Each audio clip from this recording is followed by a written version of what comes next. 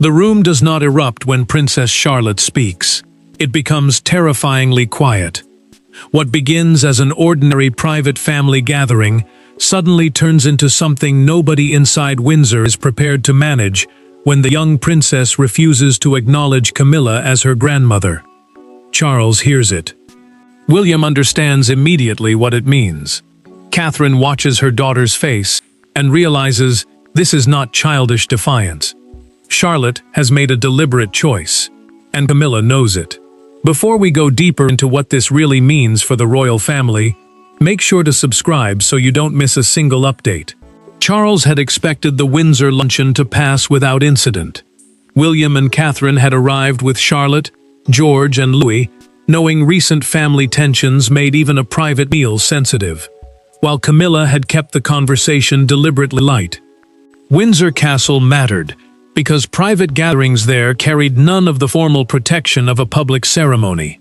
This was family territory, where rank could not easily hide emotion.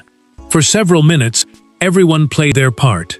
Then the queen consort casually described herself as belonging to the children's grandparent generation, meaning the older family members occupying a grandparent-like place around them.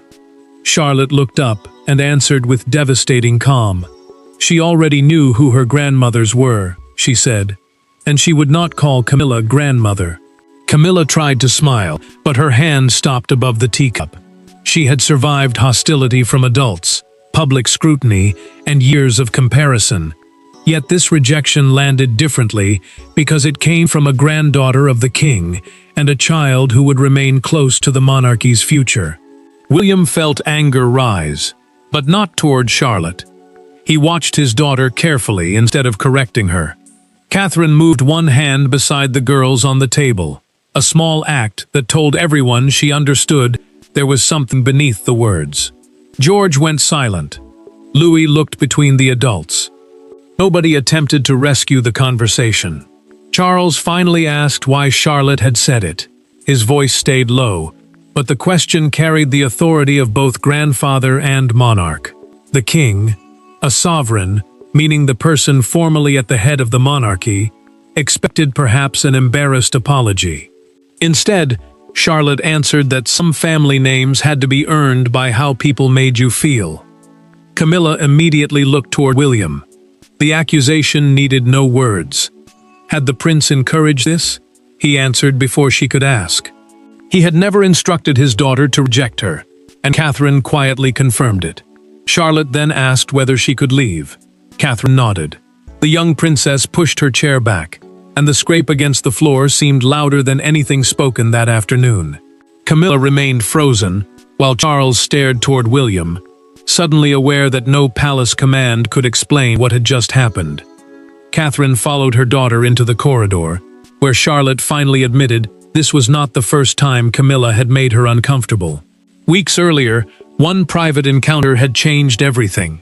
The palace could survive one uncomfortable sentence, but what Charlotte told Catherine behind that closed door transformed the remark from a family embarrassment into the consequence of something that had been building for months. For Charlotte, the argument is not really about a title. For Camilla, that is exactly why it hurts. Catherine finds herself caught between protecting a daughter who feels deeply and preserving peace around a king already burdened by family fractures. William faces an even harder calculation. He can order royal protocol. He can control household arrangements. But forcing his child to manufacture affection for someone she does not emotionally accept may cost far more than silence. Catherine sits beside Charlotte after the luncheon and does not begin with discipline. She asks what grandmother means to her, and the answer comes slowly. Trust, safety, stories, and someone who makes you feel protected rather than pressured. Charlotte has grown up around royal titles, where words such as queen and heir shape public duty and private identity. An heir is the person expected to inherit the throne, but to a child, family language carries weight. Catherine understands that distinction and refuses to turn her daughter's feelings into a performance. Camilla feels the wound from another room. She tells Charles that she can tolerate hostile headlines and comparison, but she cannot pretend rejection from his granddaughter means nothing. The king tries to reassure her, yet he pauses before saying Charlotte will come around. That hesitation cuts deeper than intended. Camilla has spent years seeking acceptance inside his family, and the younger generation represents something ceremonies cannot guarantee: private belonging. Charles reaches for her hand, but she asks whether belonging can be real if it must be requested. William finds Catherine later and asks the question both have avoided. Did Charlotte mention Diana? Catherine confirms. Their daughter has become curious about the grandmother she never knew, especially after seeing photographs and hearing memories from her father. Then she adds something more troubling. Charlotte is not rejecting Camilla because Diana has become idealized. During a private conversation after the luncheon, the girl described an exchange weeks earlier in which she felt Camilla dismissed something emotionally important to her. William stops outside Charlotte's bedroom before entering. His hand reaches the door handle, then falls away. The future king understands royal harmony is no longer the issue. His daughter has been pulled into an adult history she never created, and he must decide whether to speak as a prince protecting order or as a father protecting trust. When he enters, Charlotte tells him everything changed during a palace ceremony, when Camilla corrected her over Diana in front of someone she trusted. To understand why one word became impossible for Charlotte to say, the family had to return to that afternoon, when a correction became, in the young princess's mind, an unforgivable line crossed. Weeks before the Windsor luncheon, there had been no argument, no dramatic walkout, and no family order. There was only a quiet room, a photograph of Diana, and one sentence Charlotte carried away with her. Adults forgot the exchange almost immediately. Charlotte did not. What Camilla considered a harmless correction told William what she had overheard. Instead, settled differently in the young princess's mind, because it touched the one relationship she could know only through stories, and suddenly made those stories feel as though they needed defending. Charlotte had spent several afternoons with William, asking about old family photographs and the people behind them. Catherine encouraged those conversations because she wanted Charlotte, George, and Louis to understand their history as a family before they understood it as monarchy. A private family heritage presentation at Windsor was simply an informal gathering where photographs and personal objects from earlier generations were discussed away from public ceremony. William kept Diana's memory simple and personal. He described her as their grandmother, spoke about her warmth, and never used the past as a weapon against anyone living. Charlotte paused beside one photograph and quietly called her Grandmother Diana. Camilla entered during the exchange and heard the words. She hesitated, then told the young princess she should not become too attached to people she never knew when she had family around her now. The sentence was calm. Its effect was not. Charlotte looked down, closed the small album she had been studying, and asked William whether they could continue another day. He immediately knew something had shifted. Later, the prince told Camilla that his daughter was old enough to understand tone, but far too young to carry the weight of decades of family pain. The queen consort insisted she had only wanted Charlotte grounded in the present. Catherine eventually learned there had been another moment nobody knew about. Charlotte had left the room, then returned quietly because she had forgotten a bracelet. Before entering fully, she heard Camilla telling an aide that constant references to Diana could become confusing for the children. The aide said little, but Charlotte heard enough. To her, the meaning felt brutally clear. Remembering her grandmother was becoming a problem other people wanted managed. Charlotte kept that hurt to herself for weeks. She never confronted Camilla, never demanded an explanation, and never did. She reached a private conclusion. If accepting one grandmother meant weakening the place of another, she would refuse the newer name completely. William listened as his daughter finally recounted the forgotten bracelet moment. He lowered his eyes and placed the family photograph in his hand face down on the desk. The Windsor luncheon had not been impulsive The dining hall at Thornfield Castle had hosted 1,000 quiet lunches, but none like this one. 8-year-old Princess Wren sat perfectly still, her small hands folded in her lap, and when Queen Consort Miriam asked her to pass the bread and called herself your grandmother dear, the room went cold in a way no one could explain. Wren did not pass the bread. She looked up instead and said, quietly but without hesitation, that Miriam was not her grandmother.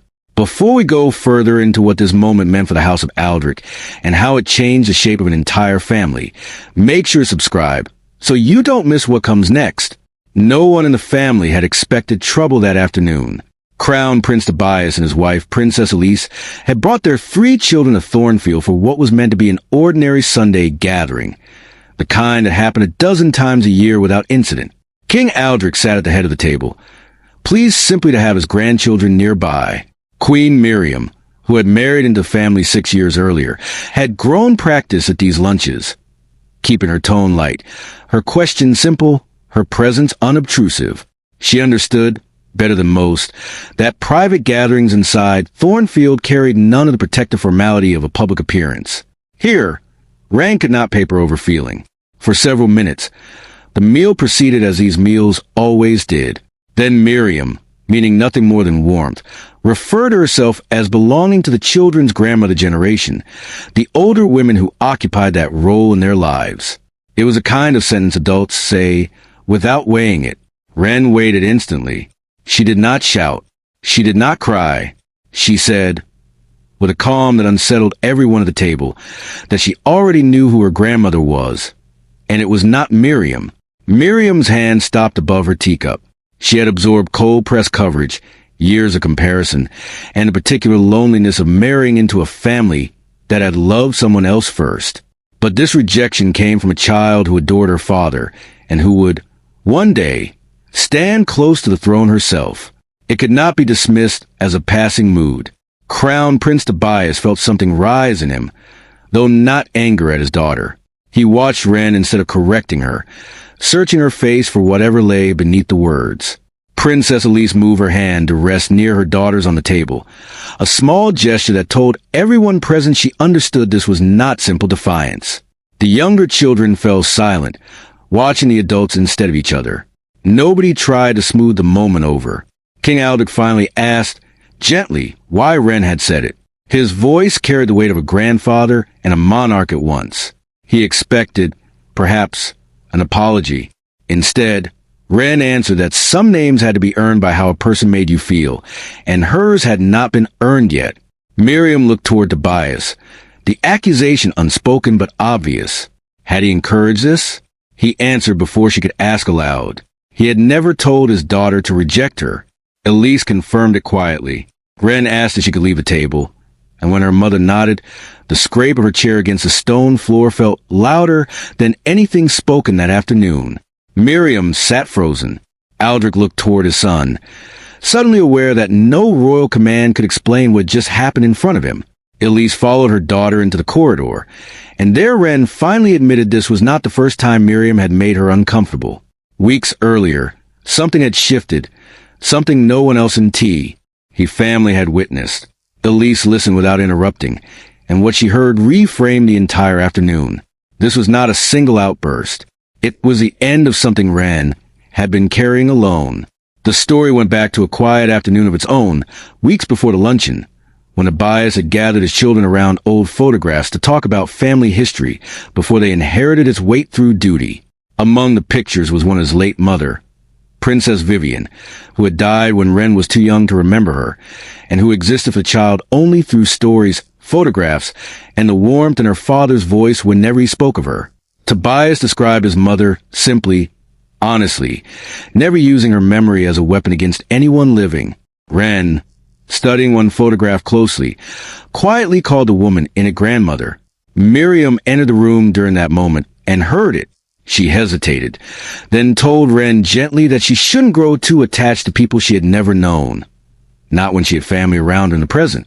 It was not said unkindly, but its effect on an 8-year-old was not calm. Wren closed a small photo album she had been holding and asked her father if they could continue another day. He knew immediately something had changed, though he could not yet name what. Later, Elise learned there had been a second moment nobody else had witnessed. Wren had left the room, then returned quietly to retrieve a bracelet she had forgotten. Before stepping fully inside, she heard Miriam telling a member of the household staff that constant references to Vivian might become confusing for the children as they got older. The staff member said little, but Wren heard enough. To her, the meaning felt unmistakable. Remembering her grandmother had become, in some quiet way, a problem to be managed. She told no one for weeks. She never confronted Miriam, never demanded an explanation, never even told her father what she had overheard. Instead, she reached her own private conclusion. If accepting one grandmother meant somehow diminishing the memory of the other, she would not accept the new name at all. When Tobias finally heard the full story from Elise, he set down the photograph he had been holding and did not speak for a long moment. The luncheon had not been impulsive misbehavior. It had been the end of a decision his daughter had been carrying in silence for weeks. That evening, Tobias asked to speak with Miriam alone, without advisors, without his father present. He told her plainly there would be no discussion of Wren's manners until they discussed what had caused them. Miriam arrived expecting to be asked to smooth things over. Instead, she found a father who believed his daughter had been carrying a burden that adults had placed on her, and who had no intention of letting royal hierarchy bury the question of who had the right to define a child's private feelings. When he asked her directly whether she had told Wren that remembering her grandmother was confusing, Miriam answered that it had never been meant for the child to hear. Tobias told her that intention does not erase impact. Miriam's composure finally broke.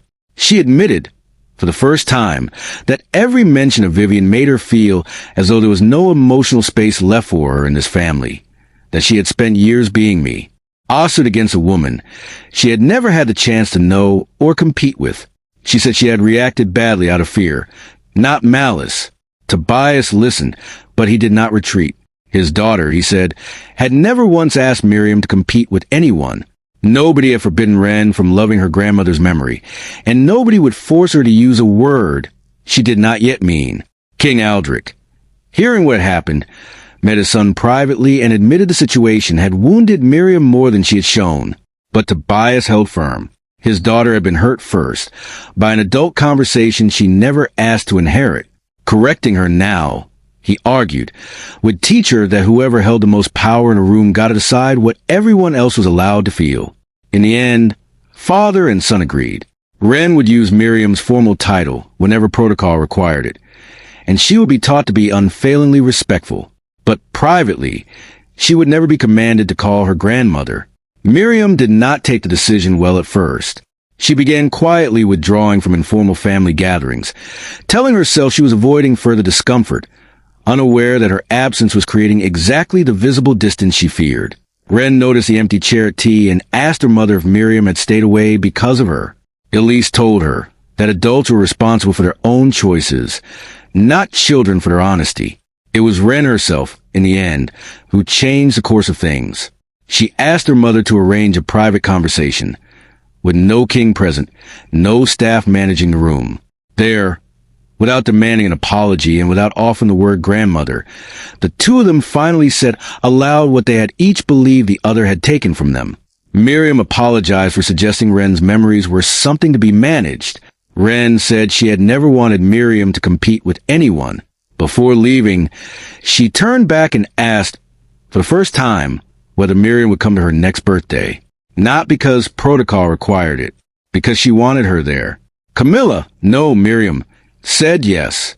The public never heard that conversation. Weeks later, cameras caught only a small gesture outside Thornfield, an offered hand rather than embrace, and newspapers filled pages guessing at what it meant. Inside the family, it meant something far gentler than anyone outside could see, a relationship being built honestly, without performance, without a word being forced into meaning it hadn't yet earned. Wren never did call her grandmother that year, but by the following spring, she no longer